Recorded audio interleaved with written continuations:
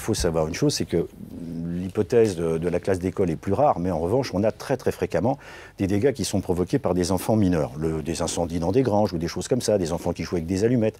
Ce sont des événements assez fréquents, à l'occasion desquels, fort heureusement d'ailleurs, les parents sont assurés puisque ce sont eux qui sont déclarés responsables par la loi. Voilà, c'est ce que j'allais vous demander. Les vandales sont mineurs, donc automatiquement, ce sont les parents qui sont responsables ? Alors, la loi prévoit dans un article qu'on est responsable des choses qu'on a sous sa garde et d'un certain nombre de personnes.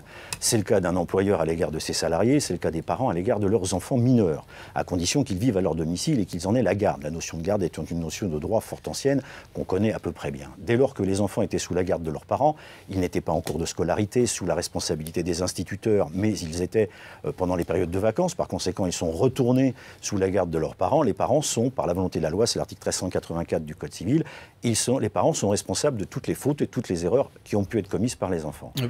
Précision importante, responsabilité imputée à chaque enfant ou de manière collective? Alors là, c'est un petit peu plus compliqué puisqu'il appartiendra au juge qui va tenter de reconstituer les circonstances, de savoir quelle a été la part respective de chacun des enfants, de déterminer si cette responsabilité sera individuelle ou collective, et la reconstitution des faits permettra de le savoir. Il est clair que si des enfants de 5 ans ont participé à cet événement, on a du mal à imaginer que ce soit eux qui soient les meneurs, que ce soit eux qui aient provoqué le plus de dommages, ou même une partie d'entre eux. On peut imaginer que ce sont les plus âgés qui ont un peu entraîné les plus faibles. Il appartiendra au service de police de faire une enquête, de déterminer les circonstances précises dans lesquelles le vandalisme a été perpétré, et à partir de là, le juge tranchera en indiquant que certains d'entre eux, individuellement ou collectivement, peuvent être déclarés responsables.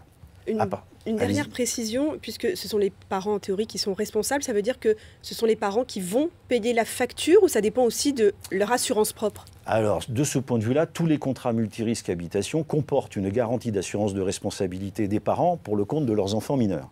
C'est-à-dire que cette disposition permet ainsi à tous les parents de pouvoir se tourner vers leur compagnie d'assurance, de faire une déclaration de sinistre. Ce sont d'ailleurs les experts de ces compagnies d'assurance qui rencontreront les experts de la mairie propriétaire de l'école qui a été endommagée ou qui a fait l'objet de ces actes de vandalisme. Une fois que les experts auront procédé à ces évaluations, eh bien, la part de chacun sera déterminée en termes de responsabilité. Bon, les assureurs ont essayé de tergiverser un peu pour des raisons techniques, pour essayer de ne pas prendre en charge l'intégralité des sinistres, parce qu'il y a des hypothèses dans lesquelles certains parents ne sont pas assurés. Et la responsabilité étant parfois collective, il peut arriver que certains parents soient amenés à payer pour le compte d'autres.